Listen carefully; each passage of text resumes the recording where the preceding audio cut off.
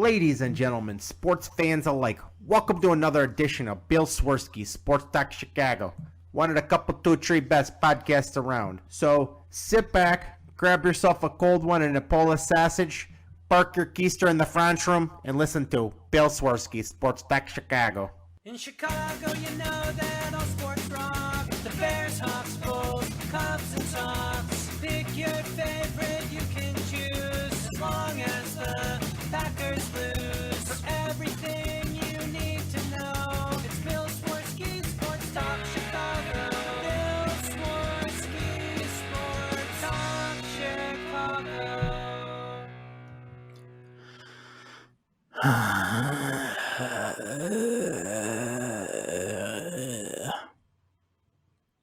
That's about all I can muster right now.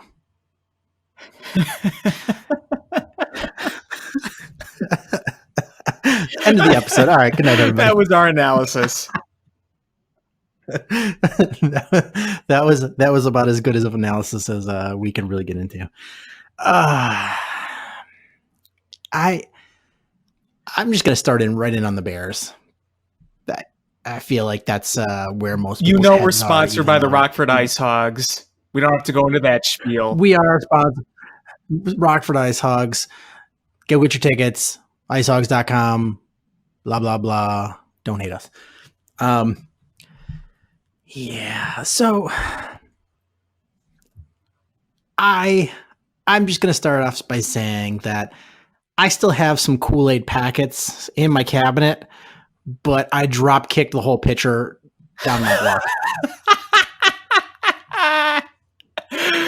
I could just see you with a giant pitcher of Kool-Aid just fumbling it on the stairs and watching it splash everywhere. And I broke the wooden spoon, the clink, clink, clink spoon over my knee like Bo Jackson over it with a bat. Oh, no. Oh, that's rough. That game started off well. Mm-hmm. We saw the defense come out there and just absolutely shut down the Packers offense. Yeah, Roy Robertson Harris was going off, and Rodgers looked completely just shook. Yeah, Tommy Harris was collapsing the line. Roy Robertson Harris was getting pressure. Khalil Mack would have gotten all kinds of pressure. He got a lot of pressure, but he would have gotten all kinds of pressure if they would have actually called holding. Yeah, that did not happen at all. Yeah, when you have media people who don't like the Bears saying that, dang, he was really getting held like crazy, that's saying something. Yeah, it really is.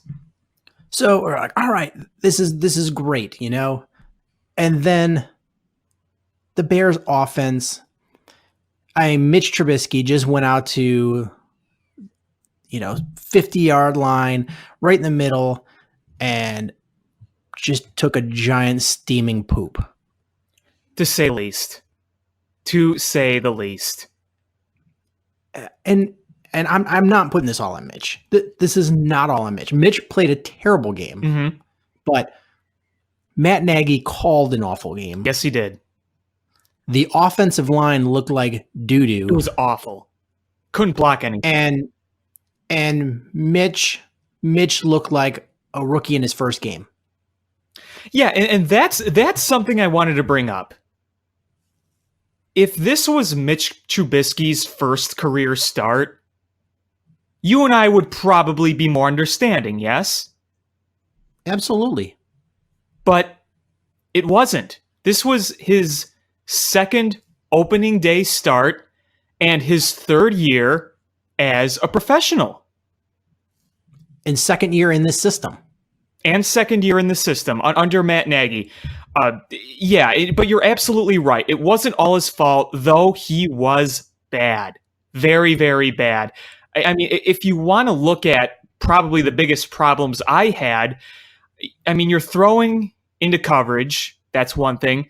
You're staring down receivers. So, the Green Bay defense was reading him like a comic book. And it was just a giant mess. Now, I understand that having linemen right in your face makes things difficult, but when you did have time to throw, the throws were not accurate. They were not smart decisions. And you know what? You got to give a lot of credit to Allen Robinson for having quite a good game. I mean, wouldn't you say he had a very good game? Allen Robinson is the only guy that came out to play on that offensive unit. I'd argue there was one other guy, but he was by far the brightest spot. You know the other guy I'm thinking of. And it's not his fault that he didn't play in the second half, really. You know who I'm talking about. David Montgomery? Yes. Yeah, I will agree. He just didn't touch the ball enough. It's really frustrating.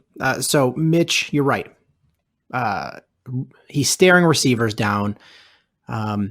He is not throwing good deep balls. And he's not using. I don't want Mitch to run all the time. I don't want him to be a running quarterback. No. But you know what? Is if there's a lane, take it. That's part of what your best skill set was last year is you kept the defense honest by using your legs. There was, I can't remember exactly when it was. I didn't go back and watch the tape. I just couldn't. I was too just blah by the whole thing. He threw to Allen Robinson. It was incomplete, but I think he was moving to his right, and there was a massive lane right in front of him, nothing but grass. Do you know what I'm talking about? Yeah. You know what I'm talking about. Yep. And I don't know if you saw it going around on Twitter. It was a picture of a wide open guy in the end zone with waving his arms and saying, "This wasn't a touchdown pass." And it was going around Friday morning on Twitter. Yes. And it was driving me crazy because I was like, well, that guy in the end zone waving his arms was Trey Burton, who didn't play in this game. That was from last year's opening game. Right. I was like, it's like, you know what? The guy stunk on ice. So at least if you're going to call him out, there's plenty of things to make fun of him about or get on his case about. But bringing up something from a year prior, that's lazy. In a situation, you look at that picture, I think that picture was a little deceiving because the defender was coming across. The defender did later say that he wishes he would have thrown it because it would have got intercepted. Uh-huh. But still, there was so many bad plays, standing in the pocket too long, not getting rid of the ball fast enough, staring down receivers. And I've mentioned it before, is that anytime a player leaves the Bears or the Chicago sports team, as soon as they come back and play them, they have a magical game. And Adrian Amos gets that interception that pretty much ends the game. I turned it off as soon as that happened. I was done. Yeah, I was just absolutely livid. I just anybody else. It was so infuriating. I didn't know what to do. You know, that was a poor decision. It wasn't a badly thrown ball. It was just a bad decision. Yeah, it was a very bad decision. It's not like Amos made a great play. That ball was asking to be picked. Yeah, you just can't throw that ball. The other thing I wanted to talk about, and I'm sure we'll get back to Mitch again, but remember 1st and 40? How does that happen? I don't know, but the offensive pass interference on that ball that was caught, that would have been like a 1st and goal or right around the 10-yard line. That was so ticky-tack. Yeah. I'm not sure you remember. Yeah, that. I do. It was so ticky-tack. And if I'm the official that threw that flag, I'm embarrassed for my job performance That's embarrassing. There were a lot of missed calls on both sides in that game. It was pretty crazy. There were a lot of missed calls. It was bad all around. But one of the things is the Bears played very undisciplined football in that game. I mean, you can agree with that, right? Absolutely. And I mean, unfortunately, when you play undisciplined football, well, that kind of stuff, whether it's a good call or not, is going to happen. It's going to happen to you more, and you're just setting yourself up for failure by doing that. Oh, fully agreed. This was such a tight game. I mean, this game basically came down to two passes, and unfortunately, the Bears came out on the losing side of it, and there was so much blame to go around, and absolutely zero of it goes on the defense. No, yeah.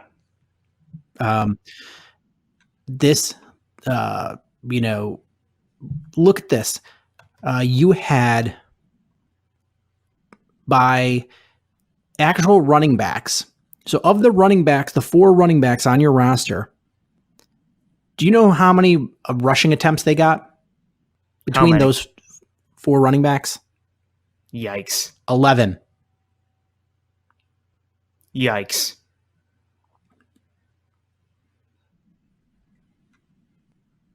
And then there was the 3rd and 1 play, and they had the slow-moving handoff to Cordero Patterson. What was that? And then Matt Nagy said even Walter Payton wouldn't have gotten through that. Like, what? Be quiet. I don't understand. It's like Matt Nagy hates running the ball. He talked about it all last season. I need to be better about being committed to the run game. And as soon as he gets an opportunity, he's like, well, F the run. I'm done with it. Yeah, I don't get it. He's like the anti-John Fox.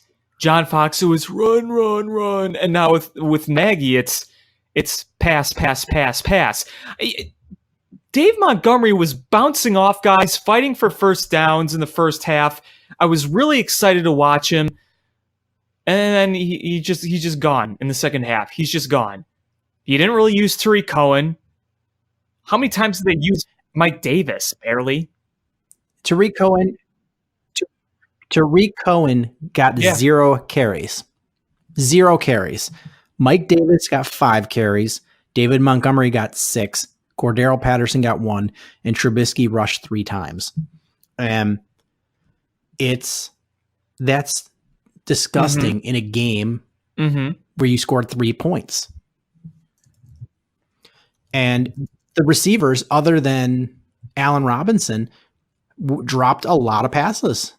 Last year, you didn't see very many drop passes from the Bears. I think they were a top 3 or top 5 team in least amount of drop passes.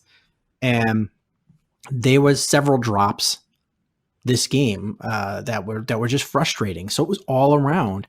And the offensive line, I think it started with the offensive line. I'm not taking anything away from the Green Bay Packers.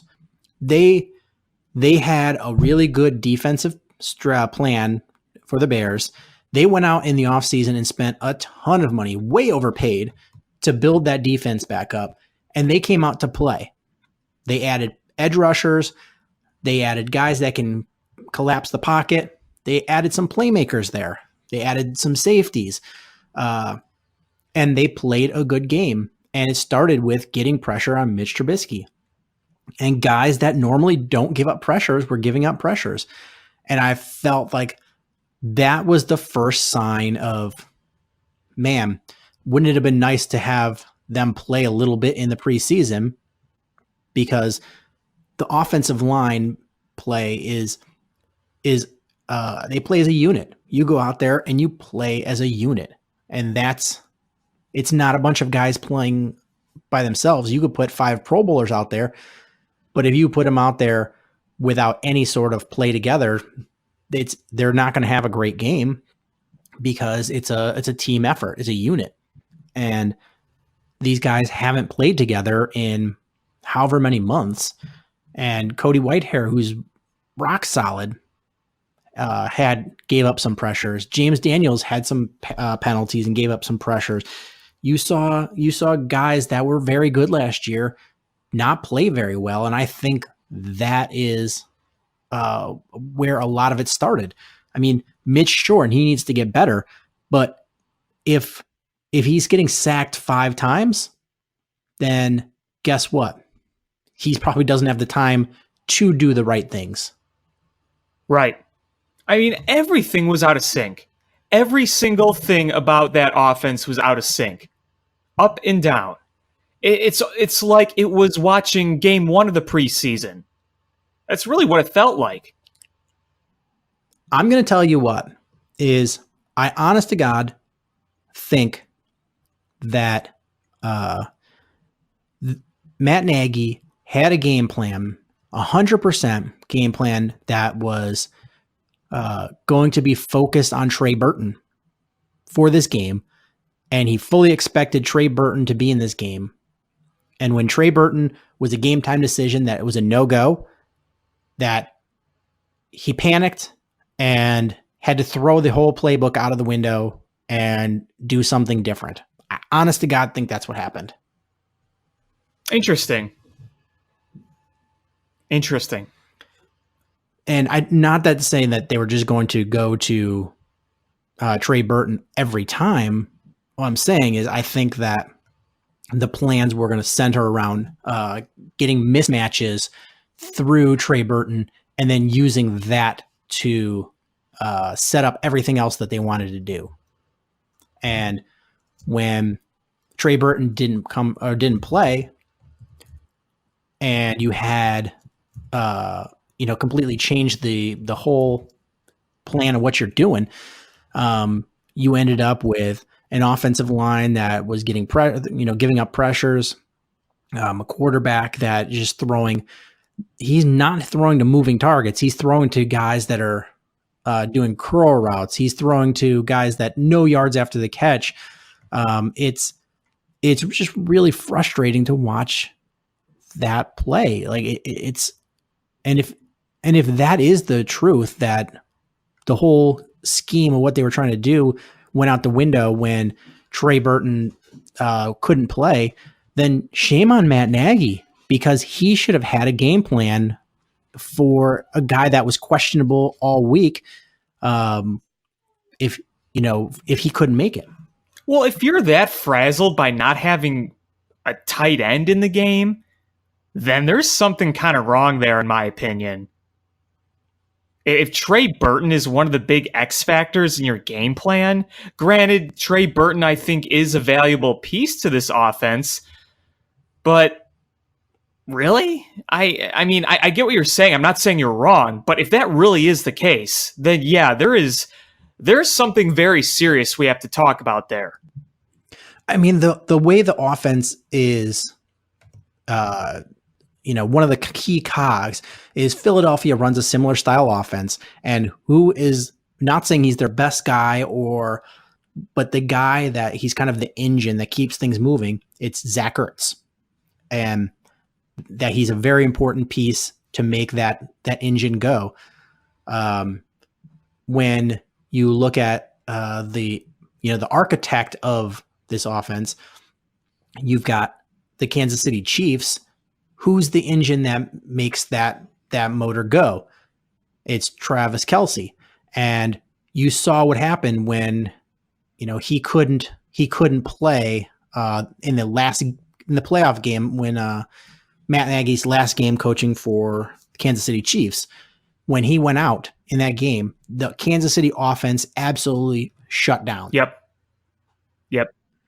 And so, not saying that he's the key piece, it's just the cog, because when he creates mismatches that allow you to keep moving the ball, and if it allows you to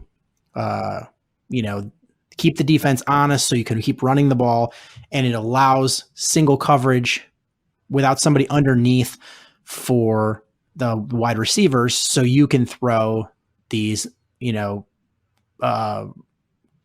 quick pass routes without somebody there trying to bat it down. So it does a lot of things. It spaces the field differently because you've got a bunch of tight ends that can't be Trey Burton. Speaking of tight ends, just other tight ends on the team. How do I put this delicately? I stink. Yeah. I'm not sure Adam Shaheen is the guy that Ryan Pace thought he was going to be. Part of it could be injuries to blame, but didn't look good. No, and I don't think he runs as well as we had hoped. And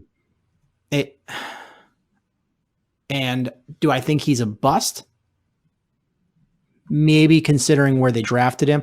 I still think you can use him as a weapon, but I think he's going to have to be like a red zone target where you use his height. I agree. And body size. Look at how the one touchdown in that game. It wasn't a bad coverage. It was a defensive back who just got boxed out by Jimmy Graham. And he was right there. Jimmy Graham boxed him out like it was Charles Barkley going for a rebound. Had boxed him out, created the space, and the defensive back couldn't get around fast enough around his body. And I feel like that is going to be the one thing that Adam Shaheen can do. We've seen him catch some nice touchdown passes in his career in the brief time he's played. I definitely agree. Do I think he's a target downfield? Not in the end zone? Right now, I don't. No, not at all. Honestly, I wouldn't be surprised if he's not on this team next year, because I think that's going to be a focus in the offseason, is beefing up that tight end roster. And I guarantee you they're going to draft somebody. And I really do think Trey Burton is very good. We just got to get him healthy. Yeah. We got to get him healthy. We got to get that potential coming, because we saw some nice moments from Trey Burton last year. Did we see as many as we wanted to? No, but he had a really nice game in Minnesota in week 17. That's the kind of thing you want to see from Trey Burton. That's the kind of game you want to see from him. Obviously, he's got to get healthy first, but it shouldn't have been an excuse to lose, but not having him certainly didn't help. Yeah, absolutely. And I really think that he creates a lot of the spacing that they help create a lot of the spacing they want with their offensive players. Helps create single coverage, helps get mismatches. I think that's part of the key of having him, and that's why they spent so much money to get him. And I really think that's what screwed up the offensive game plan. Do I think that this is going to be a good offense? I think they have the very good possibility because there's a lot of weapons. The offensive line should be a whole lot better. Mitch Trubisky needs to be a whole lot better.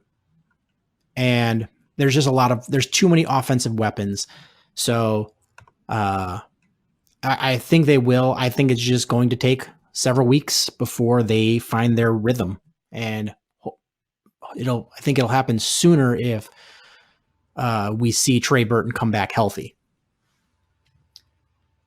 Am I right to be worried about this game in Denver, considering the altitude, considering Vic Fangio knows this team, considering that the Broncos still have a pretty respectable defense? I mean, if you want my opinion, if the Bears are going to score in Denver, it's probably going to be because they're picking off Joe Flacco.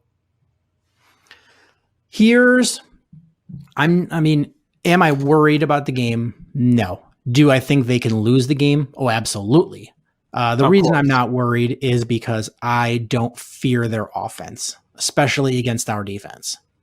No, I don't either. I think the defense should suffocate, but it's going to be, and they don't have a quarterback like Aaron Rodgers who can, even get him that one drive.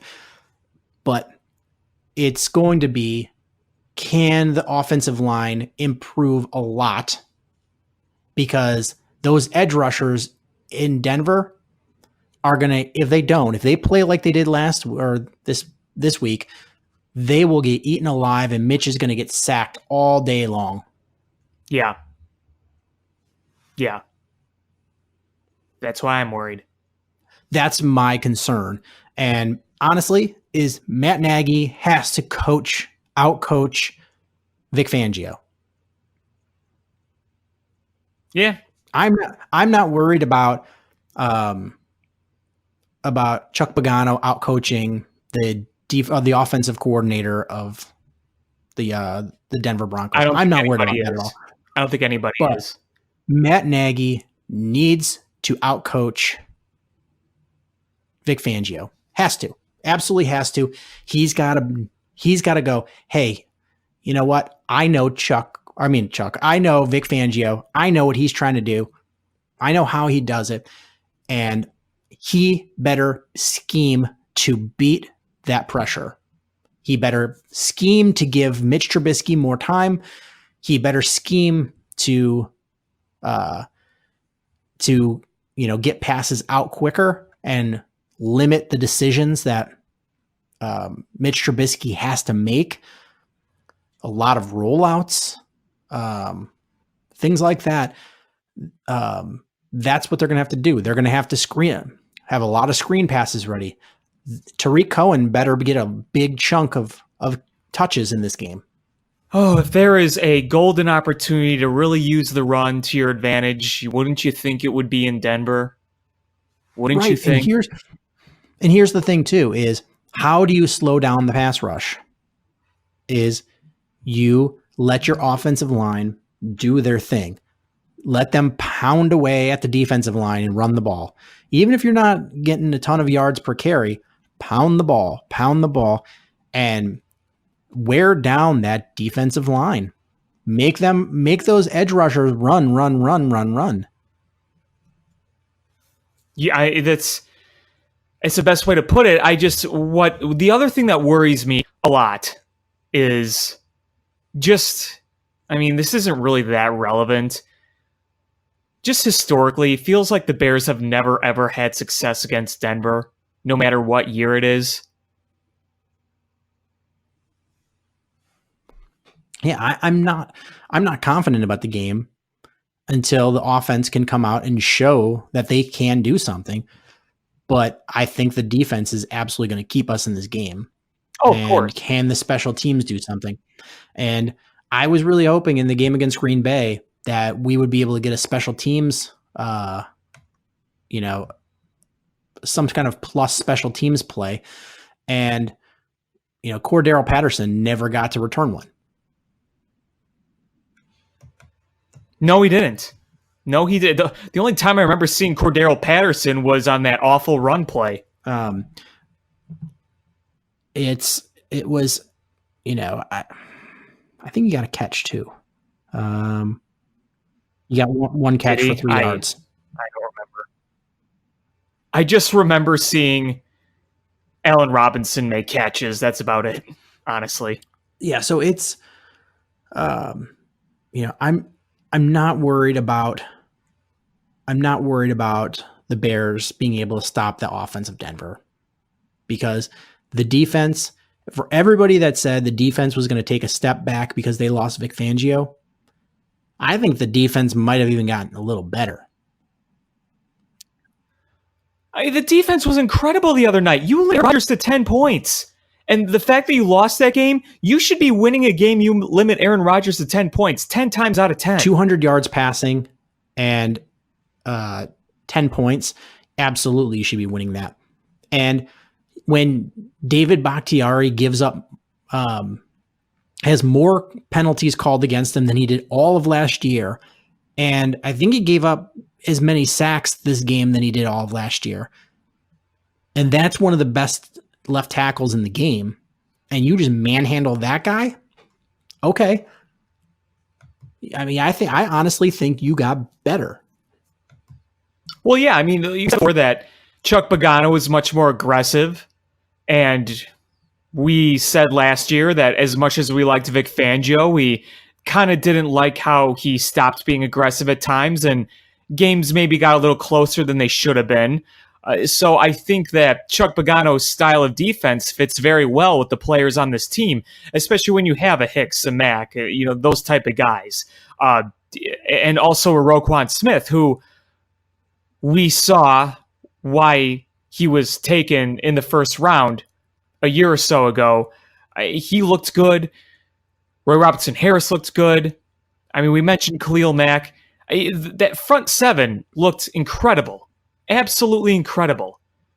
And nothing would be more shame than seeing this defense go to waste. My favorite part of this whole game was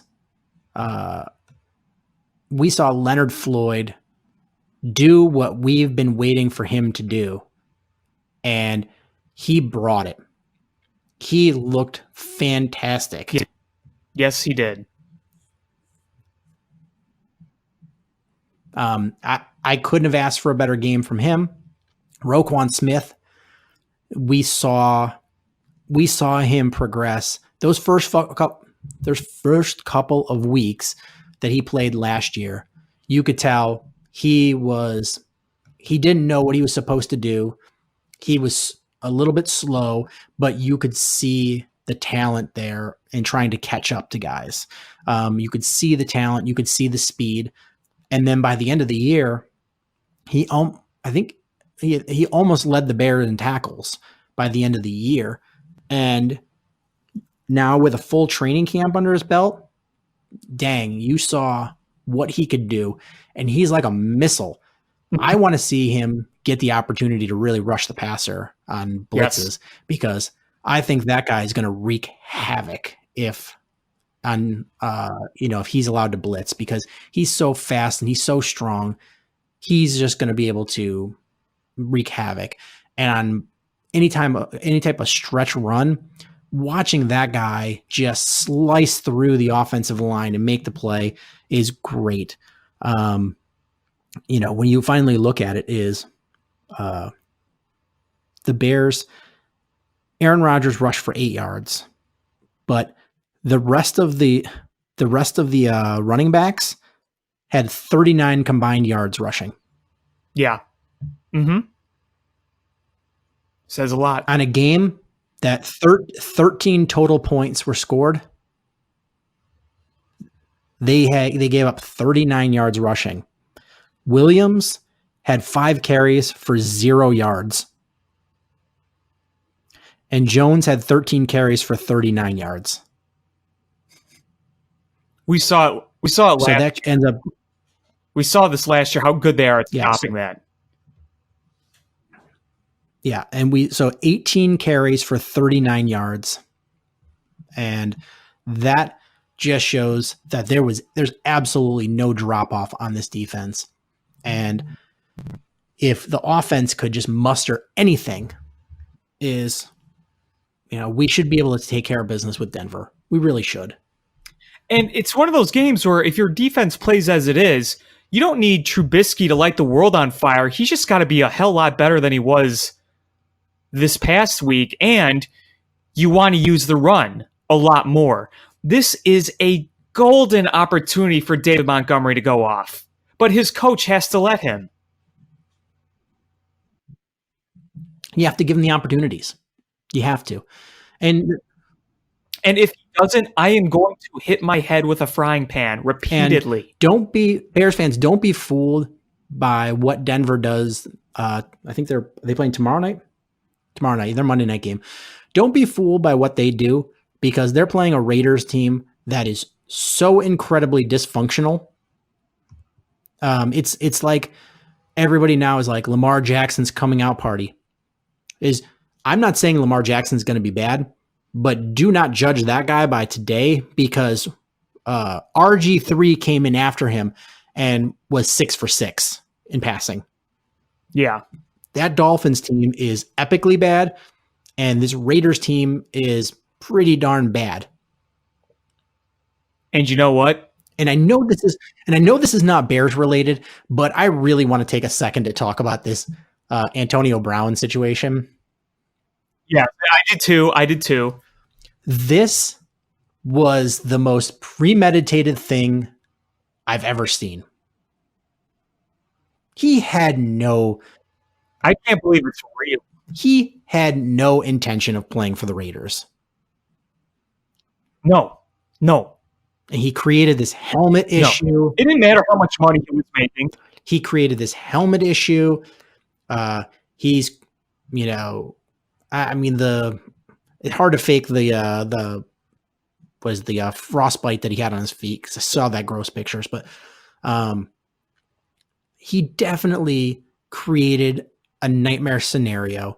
And then the way he went about it, almost fighting Mike Mayock.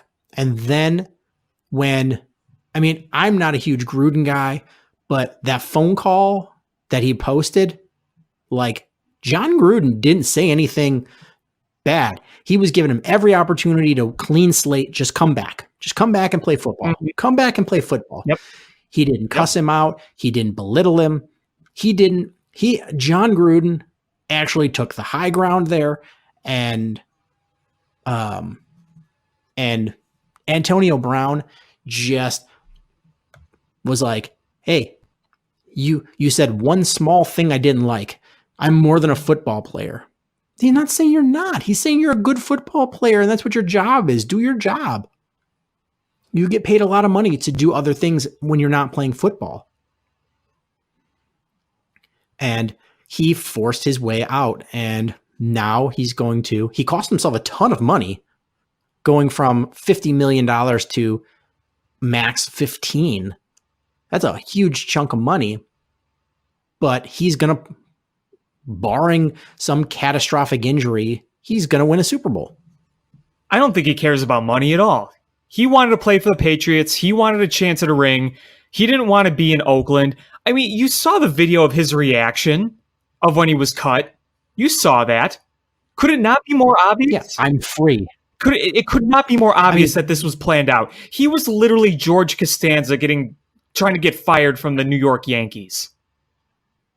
He had somebody there taping the phone call and his reaction to it. Yes. Yeah, how is this not in any way some sort of plan? It's so ridiculous. But you know what? If the NFL is going to allow it, it's going to keep happening. Yep. Nothing's going to happen. Absolutely nothing's going to happen. And you remember, the Patriots wanted him. They wanted him. Yeah, but they weren't going to trade anything for him. No. This was... And the Steelers weren't going to trade with the Patriots. No, of course not. Of course not. And instead of giving up something, they got him, Antonio Brown, for nothing. They got him for cheaper amount of money, and they didn't have to give up any draft picks. The Oakland Raiders lost assets for nothing. Literally. They gave like a second and a fifth, or a third and a fifth or something. They just gave them away for absolutely nothing. And if they don't win their grievance, they're going to have like $20 million of dead money on the books. So, which is good for the Bears, because the Bears get the Raiders' second round pick this year. You know what else is great? And what else proves the point that this was all planned out? Antonio Brown on Instagram, on social media, had that image ready to post. You think he just photoshopped that in 2 seconds? It's unreal.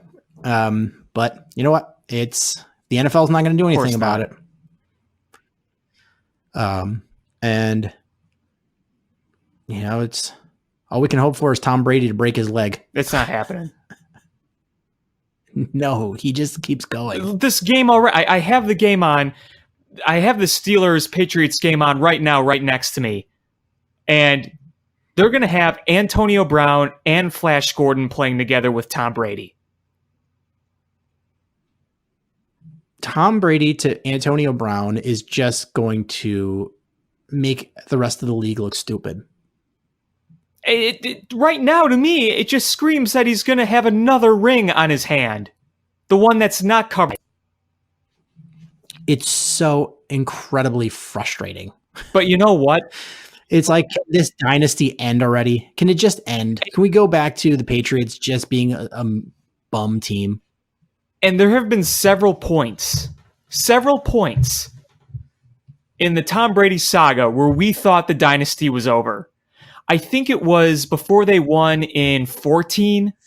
It was like mid-season. They got blown out in Kansas City, and everyone was writing Tom Brady off. Everyone said it was done. And then they went on to win the Super Bowl. It's unreal. And I'm just the guy is still throwing like a 25-year-old. So he just threw a dart again. It's incredible. Yeah, he's gonna play at least 3 more years after this one. And how old is he now? 40, 39. I think he's in his 40s. Let's see. Tom Brady. And now all NBC is doing is flashing the Antonio Brown Photoshopped / art pics of him arriving in New England with Bill Belichick. He turned 42 last month. Yep. After he just won another Super Bowl. It's unreal. Like, when is Father Time going to catch up to this guy?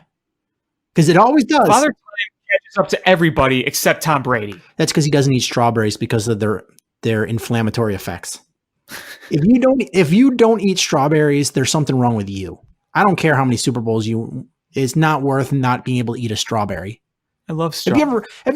You've eaten a strawberry? They're delicious, especially even the when store-bought ones. Red.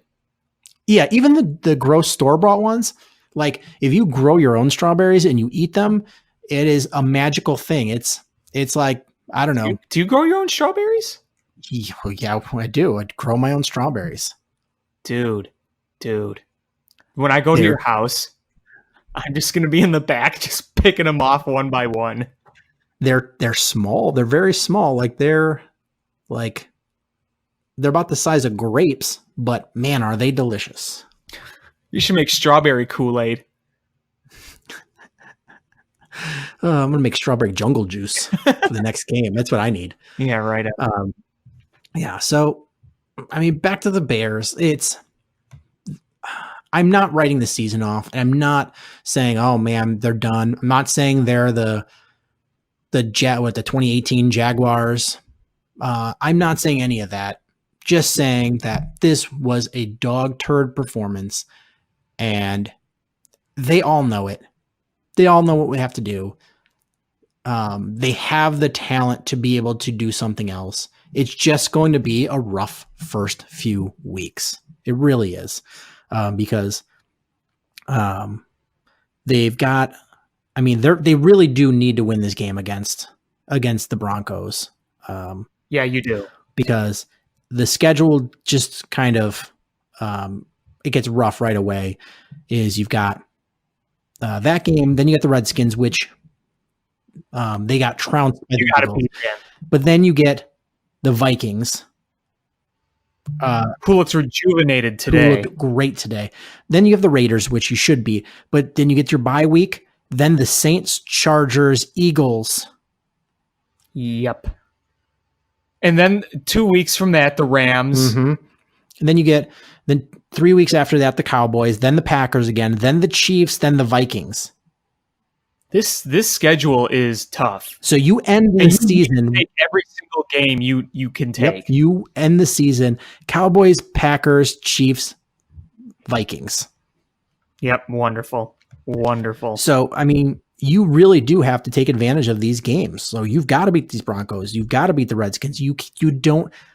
It's one thing if you started the season with these really, really tough opponents and you struggled, and then you're like, you got into your groove when you're playing the bad opponents and just trounced all of them.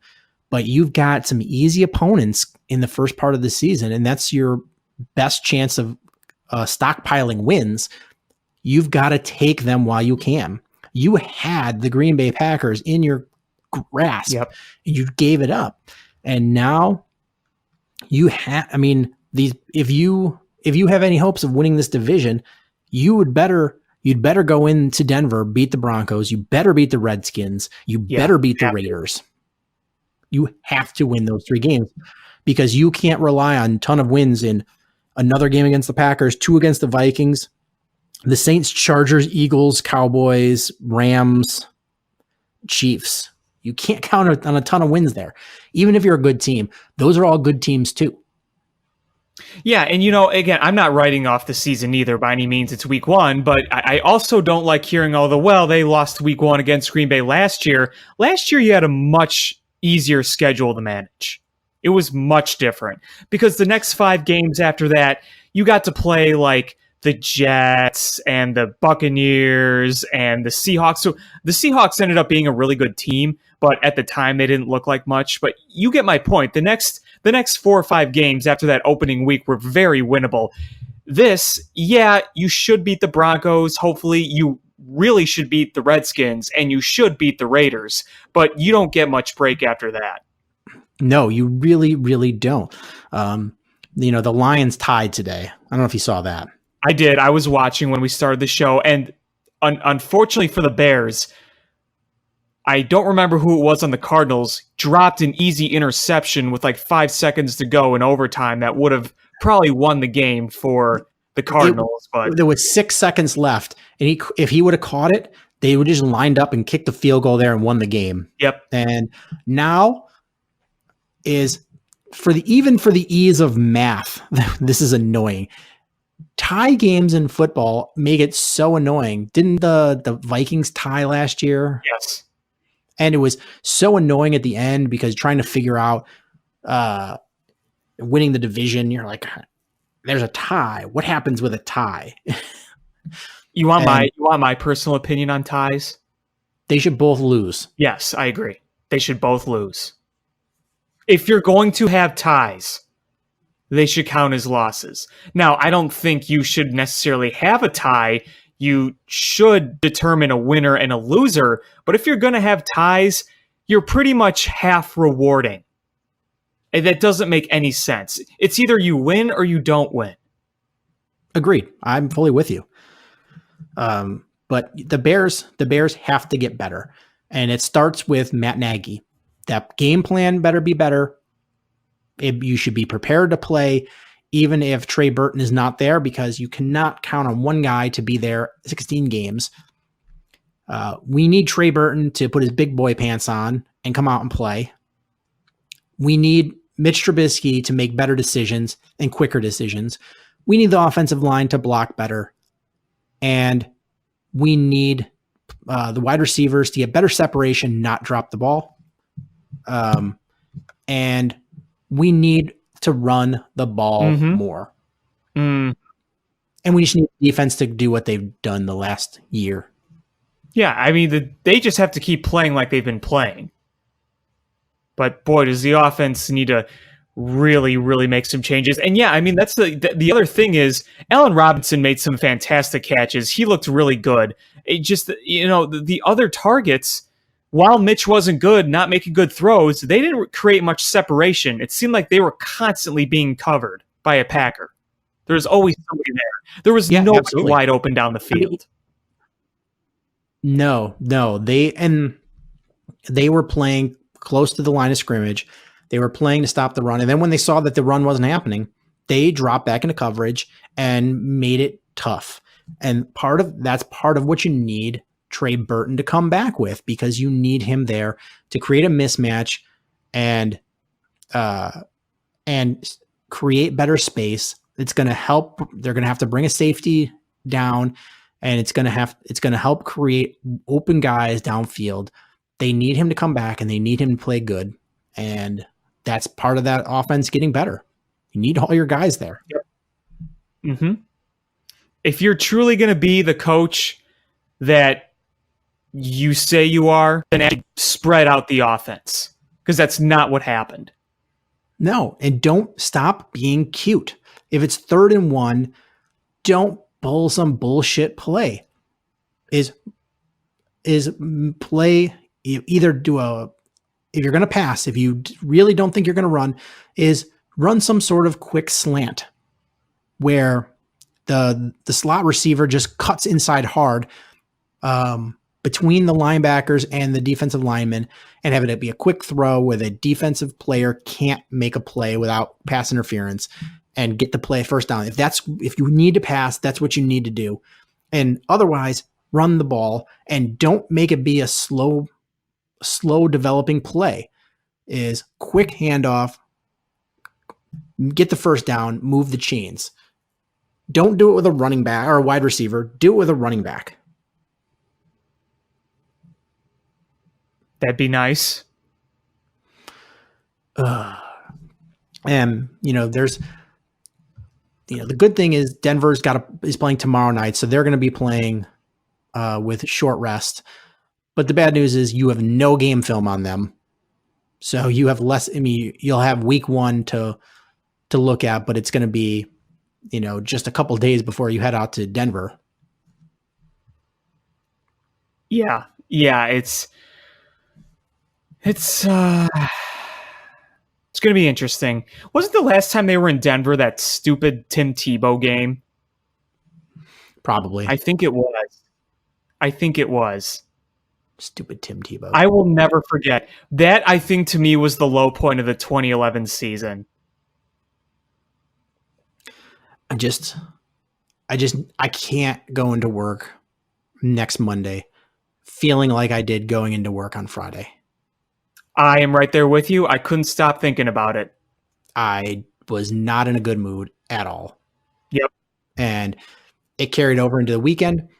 One of the people I have to deal with on a regular basis, he's a Packers fan. And the first thing he sent me on Instant Messenger was just said 1-0. And I was just like, can't deal with you today. And I blocked him. Like, I can't deal with you today. I'm like, I don't need to talk to you today. I'm not going to talk to you today. Yeah. I feel a little better. This was cathartic.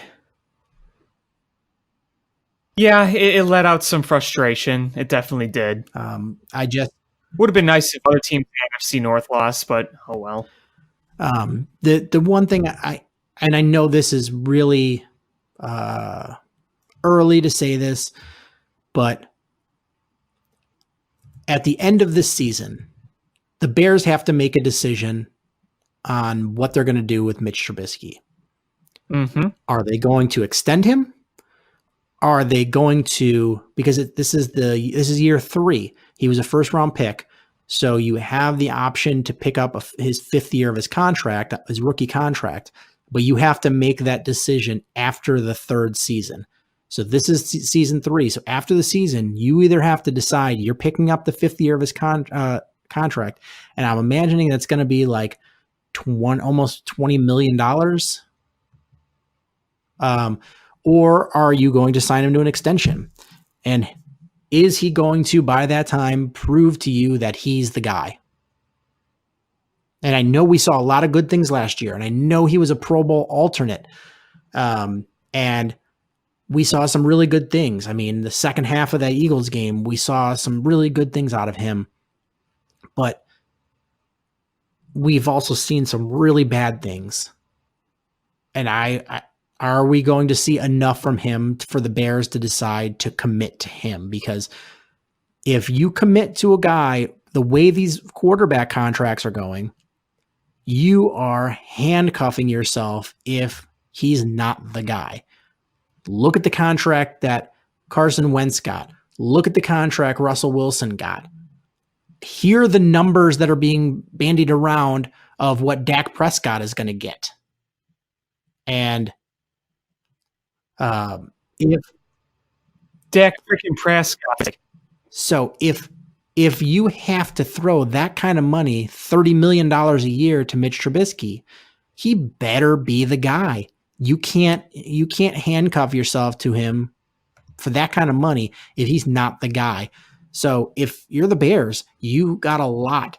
You've got to make him show you that he can win these games, because if not, you better start thinking of what you're going to do. And I'm not saying he's not the guy. He might come out and just continue on from, where he was improving on last year. And last year was a pretty decent year, but and this might have been the fluke game this week 1. But if he has a couple of real clunkers and doesn't look lights out the rest of the time, that is going to be a scary thought, because you have to decide, are you committed to this guy or are you moving another direction? And that's a scary decision to make with a second overall pick. Well, all I can say right now is he's got 15 more games to show it. So show it. I hope he has a lot more than that. I hope he's got playoffs and a Super Bowl. And I'm more than happy to pay the guy if he comes out and he wins the Super Bowl and he throws for 350 yards in the Super Bowl and 3 touchdowns. You know what? I'm going to be the first one lining up to say, pay that man. But I'm also done being an apologist for him. I want to see him come out there and say, haters be damned, and prove them all wrong. Until he does that, I'm not going to be a hater. I'm not going to be an apologist. I'm just going to be a guy that describes how he played that game. And this game against Packers, he stunk. Yeah, I'm not drinking the Mitch Kool-Aid. I'm also not eating a meatball sandwich. It's something that I'm going to be looking at and saying, just show me what you can do. I am neither going to go around and say why I think he's going to be great. I am neither going to sit around and say he's done, he's a bust, move on at this moment right now. I need to see one more season. Yeah. I'm not using the B word at all. And I know there'll be people jumping down my throat if they think I am. And I'm absolutely not. I'm just really disappointed in that first game of what they did. Just absolutely, with all the excitement. I live in the city, and driving around the city, I saw so many people decked out in their Bears gear. The Cubs, theoretically, it was that the opposite work. We're wearing it. Theoretically, the Cubs are in a playoff race, and everybody is going, I'm wearing my Bears gear. That's the excitement that there was around.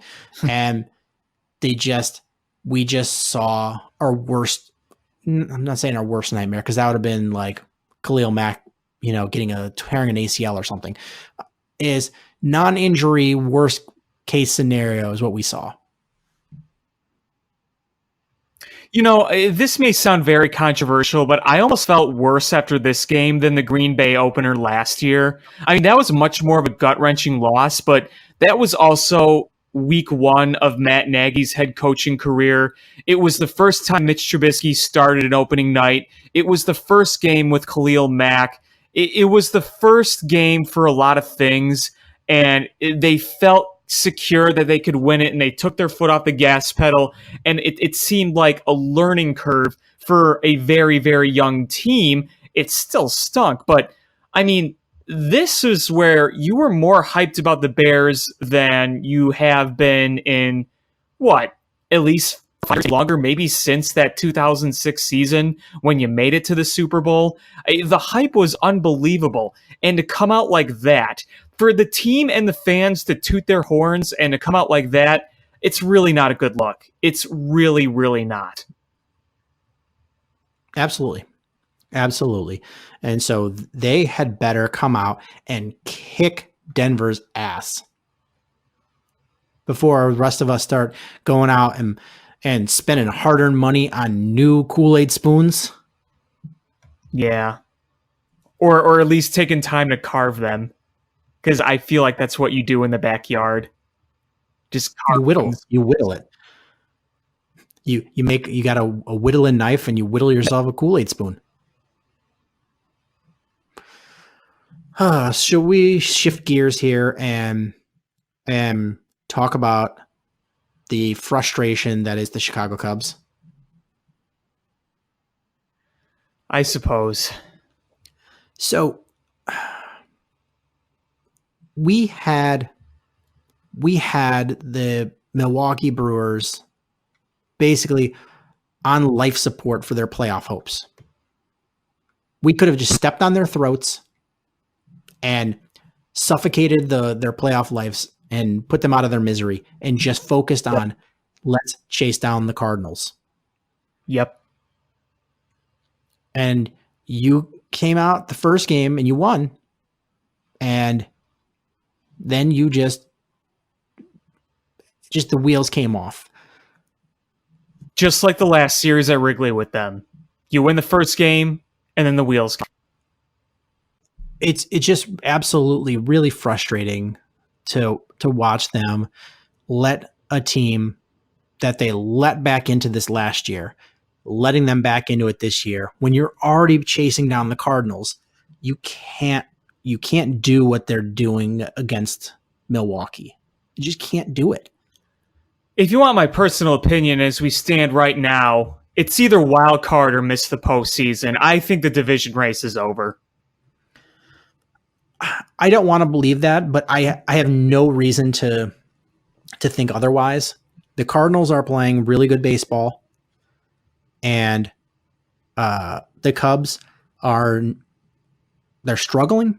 And now you've got Chris Bryant with a sore knee. You've got Addison Russell with whatever brain cells he had broken. You've got Javi Baez with a broken thumb. Craig Kimbrell. Craig Kimbrell's on the... Yep. And it's... Contreras can't play every day with his hamstring. Rizzo's had his back issues. And you have John Lester throwing another stinker. Yeah, I'm going to get into John Lester in a minute, but one last thing, not one last thing, but one next thing I should say that I want to talk about this game today is what it showed me is that this was probably the most important game of the season. Obviously, everyone from now is, but the game today was you need to win or else you're going to be 4.5 back of the Cardinals. And look, the reason why I think this division race is over is because you have 3 weeks left. The Cardinals' magic number to clinch the division is 16. If you just do the math, it shows that the Cubs would probably have to go at least 6-1 against the Cardinals and win every series from here on out to have a chance. You have to pull what Milwaukee pulled last year. And I don't see it. Yeah. You've got what? You've got what, 20 games left? Give or take, yeah. Either 20 or 21. I think it's 20.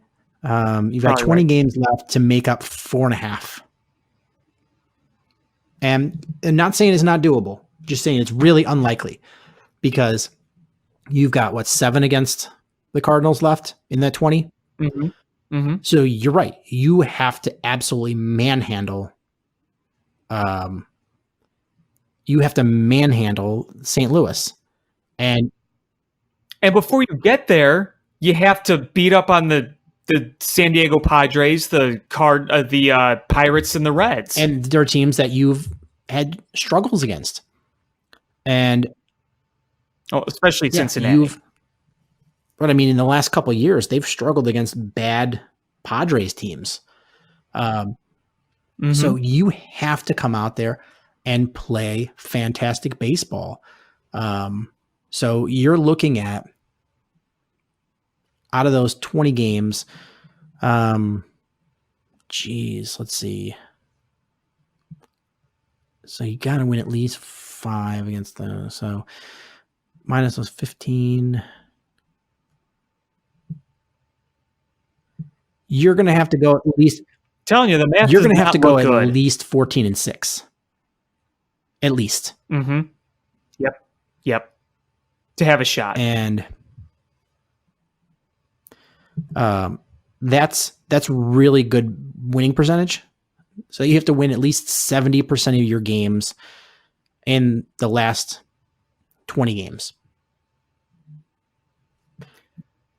And here's the thing. Had the Cubs taken 3 of 4 in Milwaukee, this is a totally different story. Not only are the Brewers buried, but you're within 2 games of the Cardinals. And you look at that and say, you're right there within striking distance. But 4.5 with this many games to go, it's not like 2017 where they were, 5 behind the Brewers at the All-Star break, but you still had 2.5 months to go. That's not the case here. That is not the case. Yeah, and you look at the wild card, and sure, they've got that second wild card right now, but now you suddenly look at the standings, and Arizona's a game and a half behind you. Milwaukee's The team that sold their best player is right behind you in the wild card race. Can we talk about how asinine that is? the team that you let right back into this is only 2 games behind you. Philadelphia is only 2 games behind you. And the Mets are 4 behind you, but I'm pretty much writing them off. Yeah, it's gonna take a lot for them to get in. And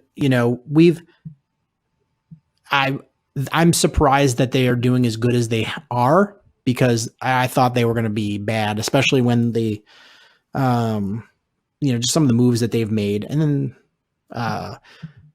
that front office is ridiculous. But I'm going to write them off, because to leapfrog 4 teams in 20 games and you're 4 games behind, that's Pretty unlikely. that's pretty unlikely.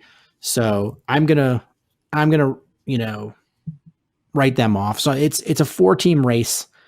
Washington's pretty much all but got that first wild card locked up.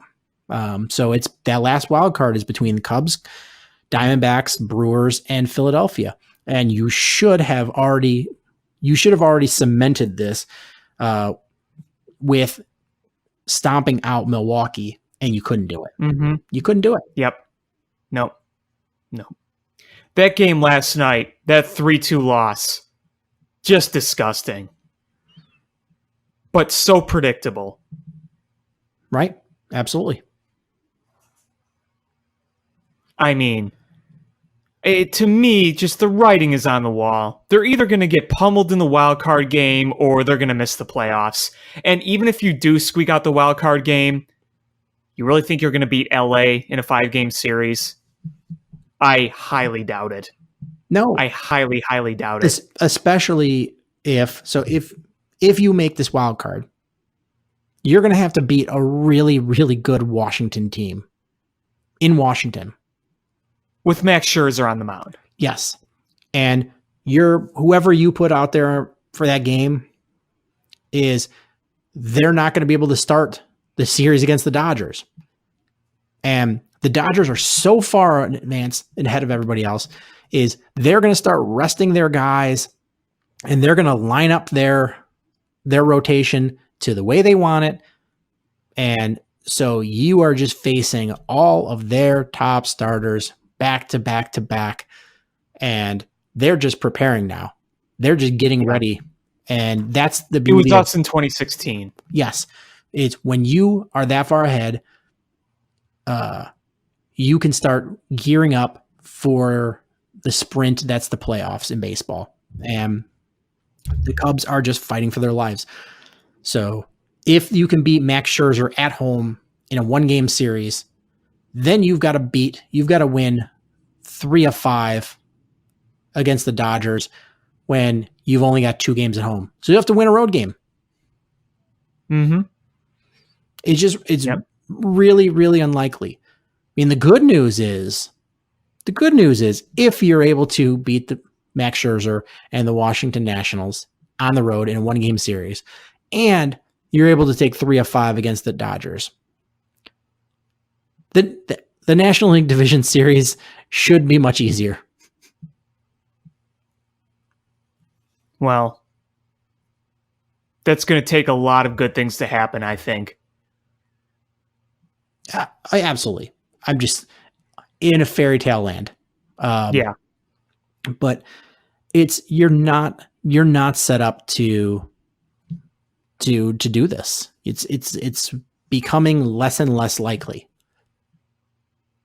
Every passing day when there's a new injury or there's some stupid loss, some man makes some stupid, lame excuse. I'm sick of it, man. I'm sick of the lame excuses. I really am. Did the Blackhawks make these excuses when they were in the middle of their cup runs? No. No, they didn't. Joe Quenneville just chewed aspirin like they were Tic Tacs. Yeah. And he was coaching. They went out and won. He was coaching with an ulcer in the hospital. Yeah. That's what. And Joe Madden, I don't think he comes back. I don't think. No, he's gone. Even if they make some miracle run and win the World Series, I don't think he comes back. No.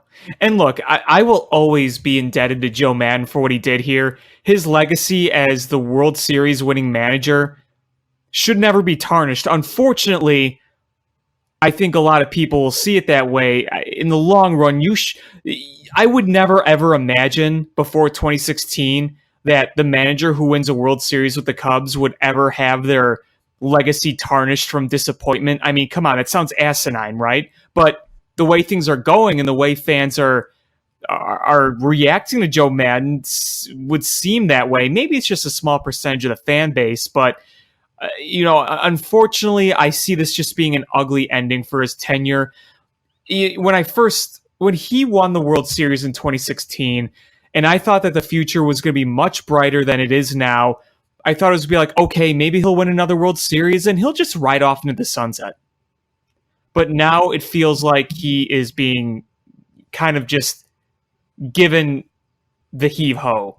Just the door has been opened by Theo, and he's kind of that guy who's hosting a party who's trying to get that one last guest to leave by giving subtle reminders with the door, standing by the door open.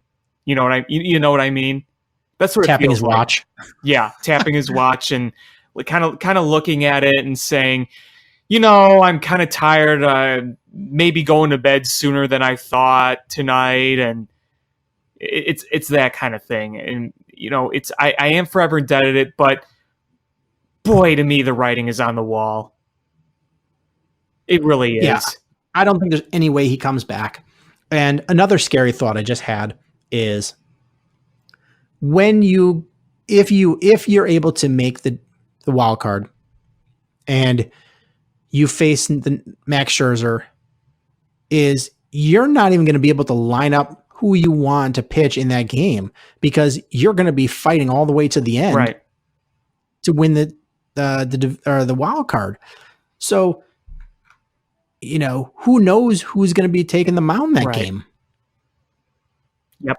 And if you did have your pick right now, I know the guy that I would put on the mound. Who would you put on the mound? Well, against Max Scherzer, one game to make to win the actual make the playoffs. May look at me crazy, but I'd consider Darvish right now. That's who I would pick. He's pitching great. If this was at home, it would be Kyle Hendricks hands down. There wouldn't be a question. But Kyle Hendricks has struggled on the road. And after that is I don't know what's your starting rotation for the playoffs if you're able to win that game. I mean, these are a lot of ifs. These are huge, giant, 10-story high letters if is who do you trust? You have to throw somebody out there. I mean, you Darvish is looking good. The guy I normally trusted the most has been awful since coming back since injury. So scratch Cole Hamels off right now. Scratch off Cole Hamels. I don't trust John Lester at this point. And so you've got Quintana, you've got Darvish, and you've got Hendricks. You know, Quintana and Darvish right now might be the guys you trust the most. I mean, you can throw Kyle Hendricks in there, but again, the road home numbers are pretty severe. And the other thing about you, Darvish, is that he has been nails on the road. If you look at those road numbers, you know, I could try to pull them up, but he has been better on the road than home. And you don't even need numbers to back that up. You just look at the performances.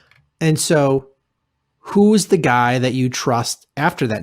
And who of the guys that have like historic postseason numbers, which one of those two guys do you say, I'm leaving you off, and which one do you hand the ball to? Because one of them's got to get the ball handed to him.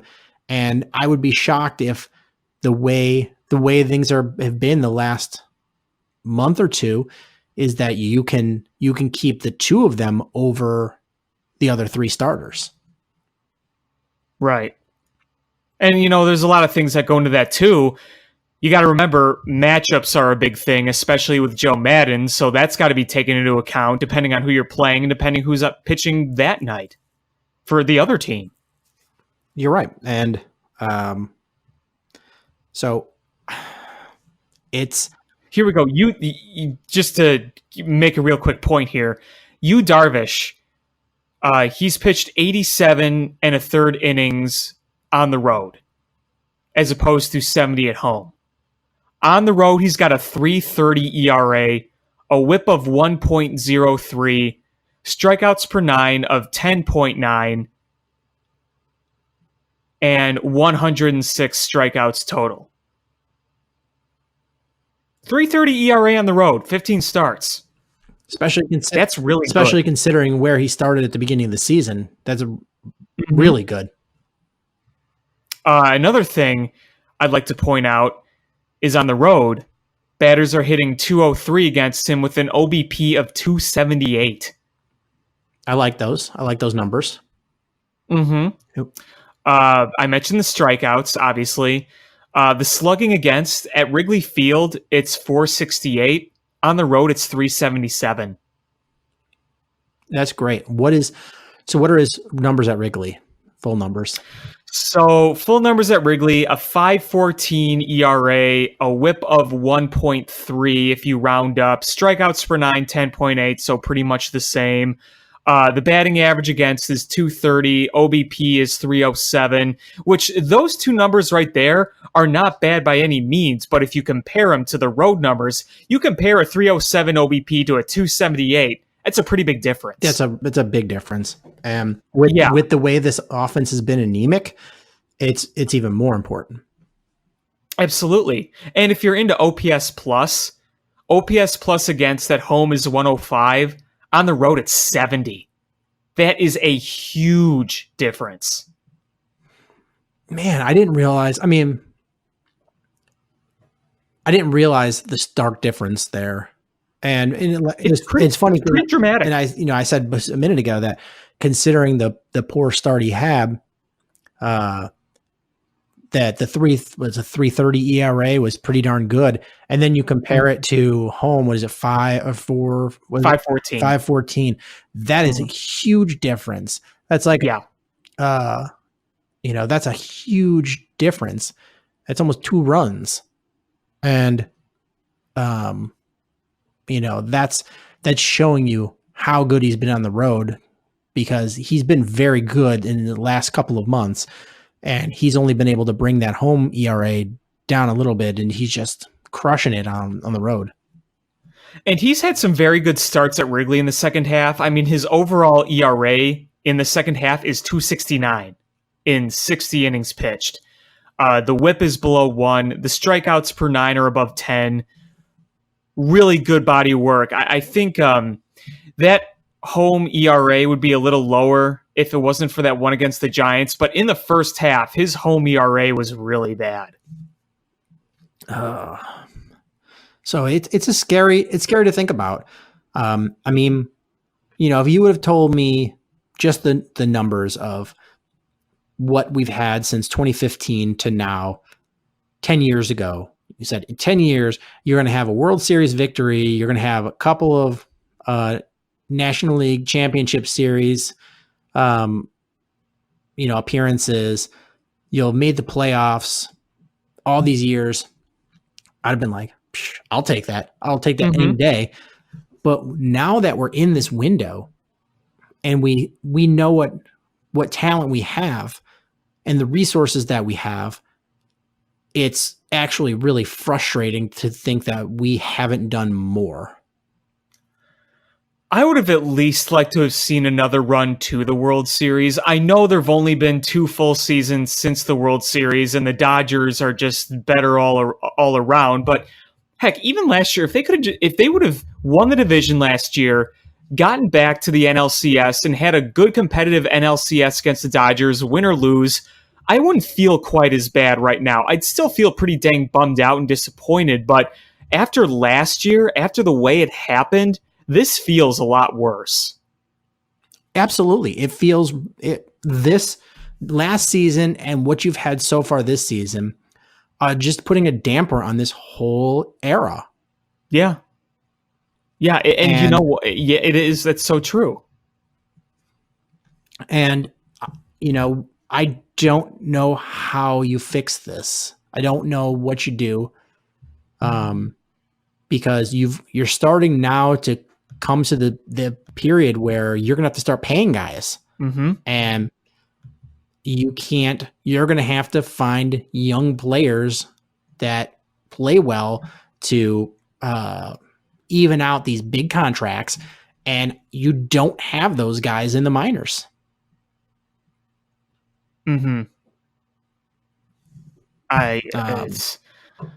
It's a pickle. I mean, I wrote the other day an article about the whole Chris Bryant thing. The whole trade Chris Bryant thing.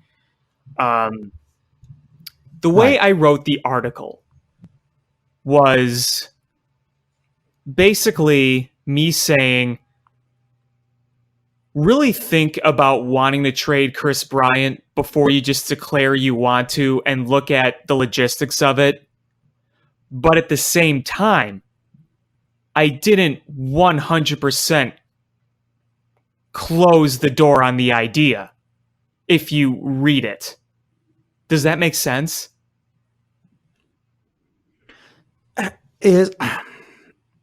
I'm always of the mind that the team that gave away the best player in a package probably lost the trade. Sure.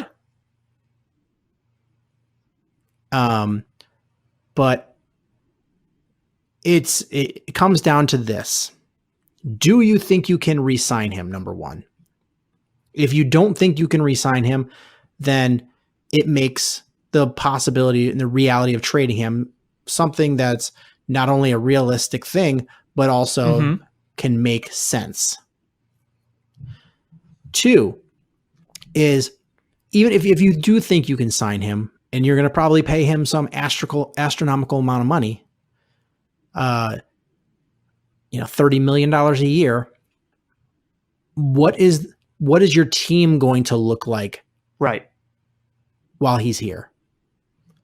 Are you going to be one of those teams that has one really good hitter and then nothing else? Are you going to be the Reds with Joey Votto? Is that what you're going to be? If that's the case, is it worth signing him? Or can you just take the parts that you have and rebuild and try to start from scratch? Yeah, and I mean, I'm not one advocating necessarily for trading Chris Bryant, but I think it's one of those things where the front office, if they evaluate the situation and they feel like they can really shake things up by doing it, then I would trust in the front office knowing what they're doing. I mean, you look at it this way, you can look at it and say, in one perspective, what seems logical, what you have in Chris Bryant, you have a really damn good player in Chris Bryant, and it's very risky to trade him away for unknowns. On the other side, what you said, one of the reasons being, hey, you're going to pay him all this money and have a bunch of mediocre players around him, potentially, or could you save a lot of money, spread the wealth around, and get the materials you can really shake things up with? If there's one concern I truly have about Chris Bryant, these nagging injuries are really building up. For a young guy. Shoulder, back, knee.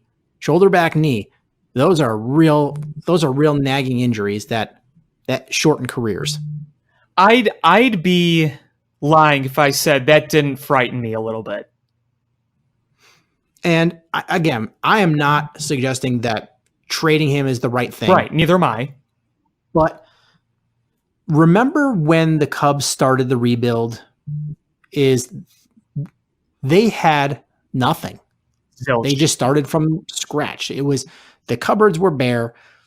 When the White Sox started their rebuild, they jump-started it with trading Quintana and trading Chris Sale. And Adam Eaton. And Adam Eaton. And that really jump-started the entire rebuild.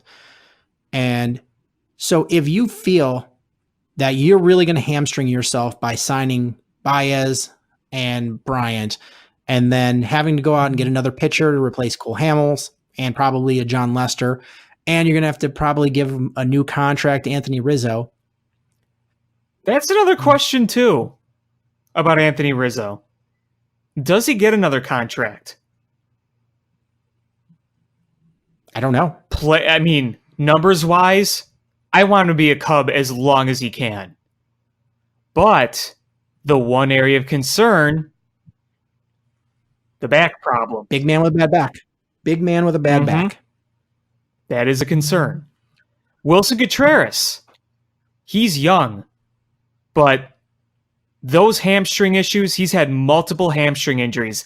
Now, he may be the type of guy who, in a few years, becomes a full-time outfielder. Maybe that's what happens. Or maybe he becomes a first baseman. He may not be a catcher for the long run. I don't think he will be.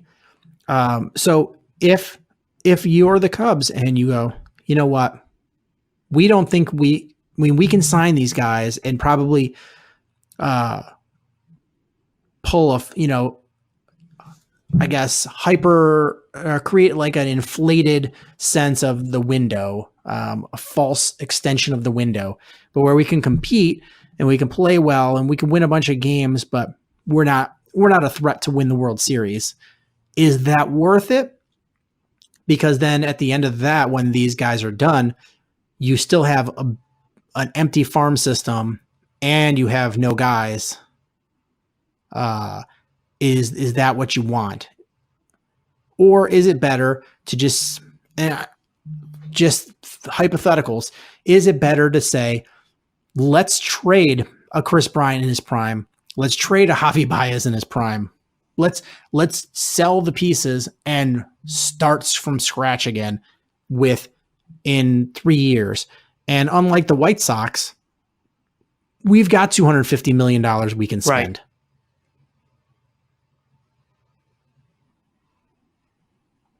Right. And so White Sox are like, well, we're comfortable spending $40 million, but the Cubs could spend $250 and just go hog wild with all young guys and then just, be able to bolster the roster with free agency. I'm not saying that's the right thing. This is a tough decision. This is why Jed and Theo get paid a lot of money to make these tough decisions. Mm-hmm. And here's the thing. We keep going back and forth between what we think the Cubs should do. And all this does is prove how complicated this whole future is for this team. I don't have a proposed solution. In years past, you looked at the holes and say, okay, you could go after this guy, you could go after this guy, you could plug it with this guy. It's a little different going forward. It's a combination of the number of holes on the team, it's a combination of the uncertain futures of some of these guys, and the money. Right. So I don't know what the right answer is. And, this doesn't have to be decided anytime, in the next few weeks or even a few months, but I'm sure these are all things that the front office is thinking about. And what's going to complicate the matters? Where do the Cubs start broadcasting next year? Oh, the whole marquee sports thing that we don't really know much about. Do you really want to start the early years of your brand new television network with selling all your best players and rebuilding? Probably not. No. I think that complicates matters because they're going to have ownership pressure saying, hey, whoa. We can't sell this for a premium if we're not a premium team. Yeah, well,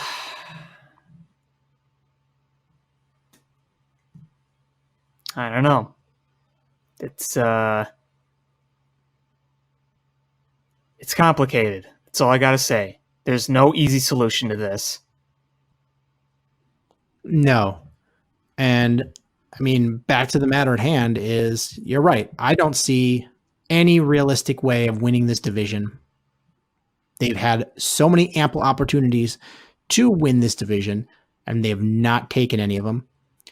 I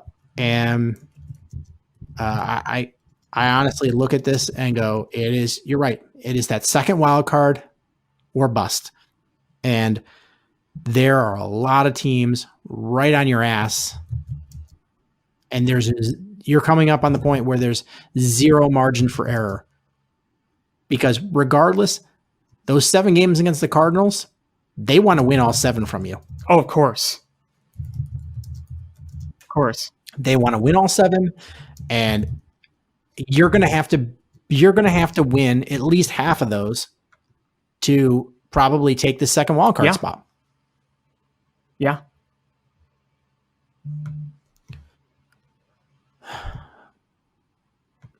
Being a Chicago sports fan it's a frustrating time right now. I mean, it could be worse. You could have a bunch of shitty teams like New York. But we have a team an NFL team that should be very good.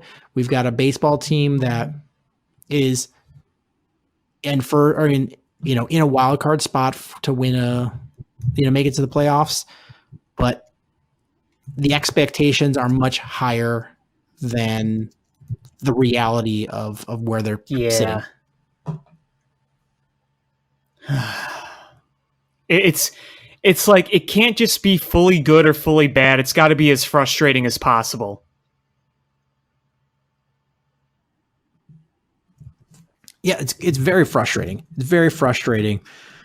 And the Cubs, they got to go tomorrow all the way to San Diego, and they got to play a game in San Diego, and it starts at 9:00 at night. Yeah. The next 3 start at 9:00 at night.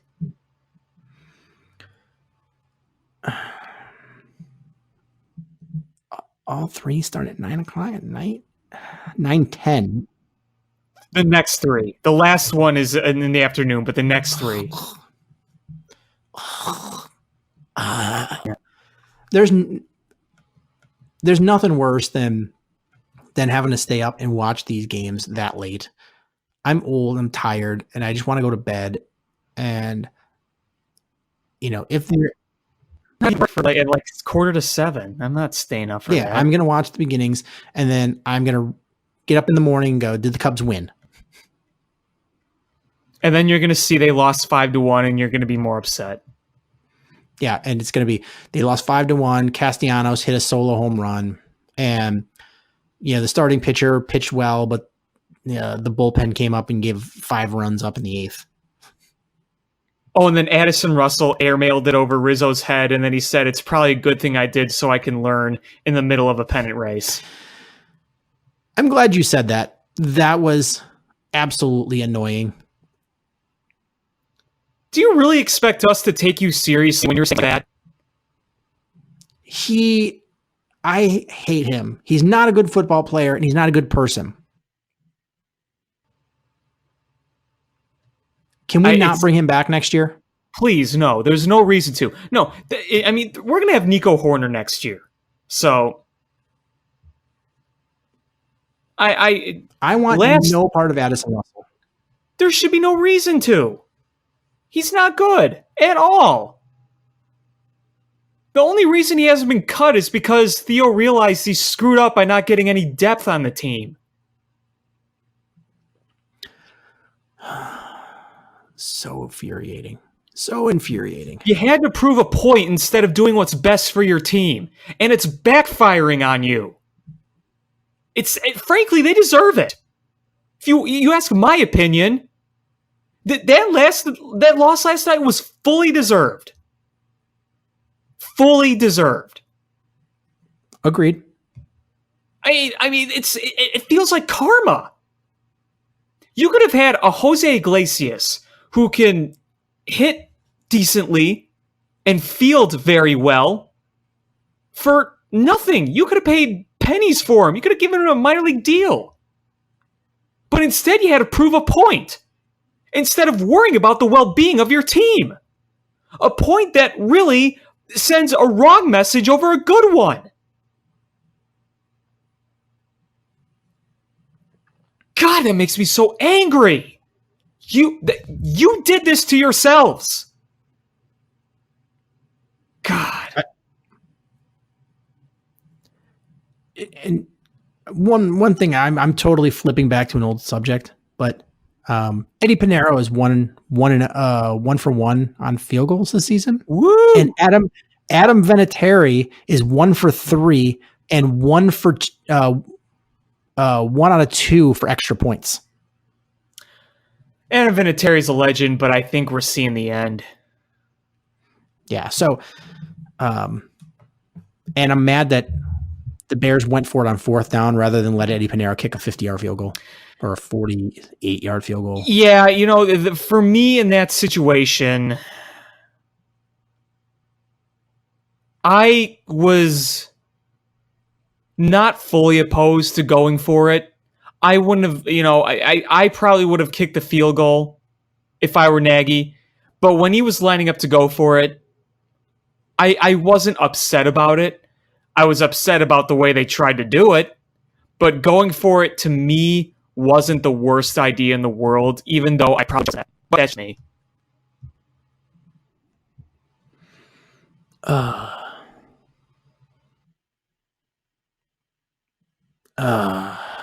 I just want a better week next week. Yeah. Hopefully it's one of those weeks where it's like, okay, this week sucked so much that it'll be better next week.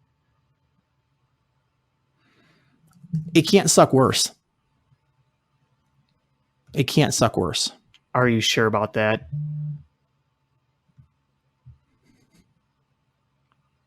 Don't say that.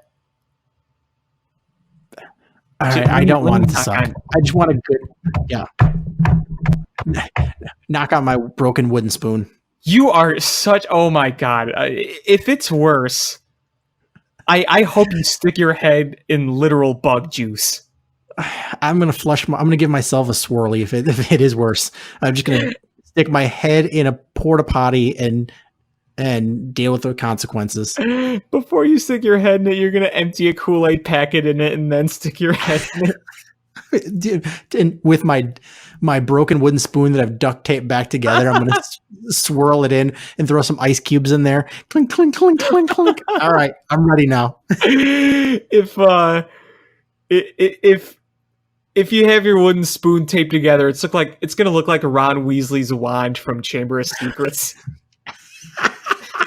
We threw a Chamber of Secrets reference in this show.